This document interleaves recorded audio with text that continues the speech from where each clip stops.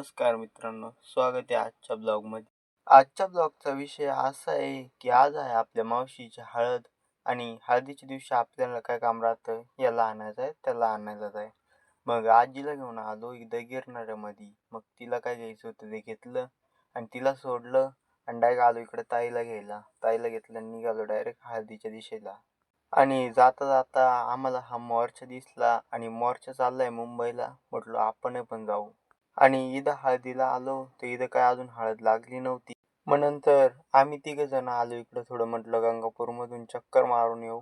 आणि आम्ही इथं देशीच्या दुकानामध्ये नाही, आम्ही आलोय कटिंगच्या दुकानामध्ये. कारण आपल्या भावाला मारायचं होतं दाढीला कट. आणि आपलं काय इथं भावा तिथं व्हिडिओज काढत राहतो. आणि निघालो मग आम्ही हळदीच्या दिशेला. आणि इथं थोडा साईडला उभं होतो, तेवढाच साऊंडचा आवाज आला. म्हटलं आता चला थोडे युनिक डान्स पाहायला भेटतील आपल्याला. आणि आम्ही साऊंड लागला की पहिले साऊंड जवळ येतो, कारण असे डान्स पाहायला भेटते आम्हाला. त्याच्यामुळेच तर आम्ही येईल राहतो. आणि हा आहे आमचा डुल्या. साऊंड चालू झाला की लगेच नुसता डुलत राहतो. मग त्याला एवढंच नाचूशी वाटतं तर मग तिकडे जाऊन का बरं नाही नाचत तो. त्याचं सोडा, तुम्ही इकडं पब्लिक बघा कशी नाचू राहिली. आणि इथं उभं होतो तेवढ्यात आपल्या मावशीकडे बघितलं. म्हटलं मावशीने तर इथं पूर्ण धिंगाणाच घालून टाकलाय. मावशी कोणाचं ऐकून पण घेत नव्हती, तिचं तिचं चालू होतं.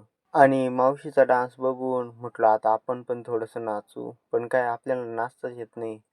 मग आपल्या जुल्या भावाला दिलं पाठवून नाचायला. आत्ता त्याचा जुल्या डान्स चालू झालाय. आता आपण भेटू उद्याच्या ब्लॉगमध्ये.